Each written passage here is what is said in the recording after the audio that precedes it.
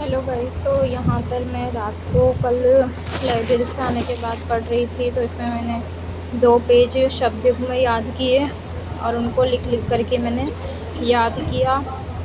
और आप भी ऐसे लिख लिख करके याद करें हिंदी इंग्लिश को, तभी आप अच्छे से लिख पाएंगे एग्ज़ाम में। और आप प्रीवियस ईयर क्वेश्चंस को भी सॉल्व करें इसके साथ में।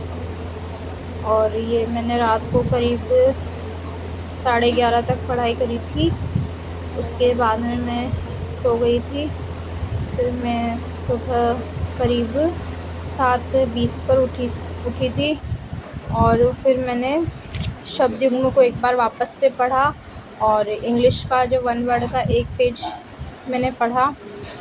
और ये आप देख सकते हो कि मैं सुबह लाइब्रेरी जाने के पहले पढ़ रही हूँ। एक्चुअली सुबह इतना टाइम नहीं होता है, बट फिर भी अगर आप टाइम निकाल करके 1 घंटे 1.5 घंटे पढ़ोगे तो वो आपको बेनिफिट ही देगा। और यहाँ पर मैं लाइब्रेरी पहुँच जाती हूँ और फिर मैं राजस्थान के लोकगीत जो हैं वो मेरे लगभग कंप्लीट हो गए थे, पर फिर मैं वो क्लास देखने लग गई थी मैम की, तो वो एक क्लास बाकी थी तो मैंने उसको कंप्लीट किया। और फिर उसके बाद में मैंने इंडियन पॉलिटी में मेरा प्रधानमंत्री और मंत्री परिषद चल रहा है, तो मैंने कल पढ़ा तो था, फिर मैंने उसको लिख लिख करके याद किया आज। जैसे कि लोकसभा में सदस्यों की संख्या, कहाँ से कितने मेंबर आते हैं, राज्यसभा के सदस्यों की संख्या, आनुपातिक प्रतिनिधित्व प्रणाली। 82 में है परिसीमन आयोग, तो परिसीमन आयोग के बारे में मैंने पूरा लिख के करके याद करा कि 42वां संविधान संशोधन हुआ था इसमें, 84वां संविधान संशोधन हुआ था, 87वां संविधान संशोधन हुआ था। तो आप मुझे बता सकते हो कि लोकसभा में अभी जो सदस्यों की संख्या है वो कब तक यही रहेगी, और कौन से ईयर की जो जनगणना है उसको लेकर के अभी हम चल रहे हैं, और परिसीमन आयोग कौन से आर्टिकल में है। तो देखो, जो भी इस बार का अगर आप मेंस लिख रहे हो तो आपको होप नहीं खोनी है। आपको जो 6 सब्जेक्ट हैं उनको बहुत ही अच्छा करके जाना है, और वो छोटे सब्जेक्ट हैं तो आप उनको पहले करोगे तो आपके अंदर कॉन्फिडेंस आ जाएगा।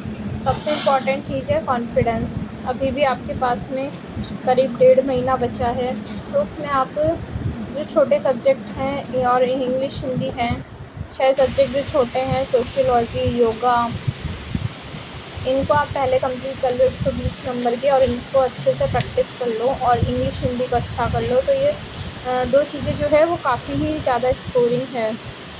और यहाँ पर आप देख सकते हो कि ये मैंने रफ़ रजिस्टर का वीडियो इसलिए डाला है ताकि मैं आपको दिखा सकूँ कि मैंने इसे लिख लिख करके याद किया है।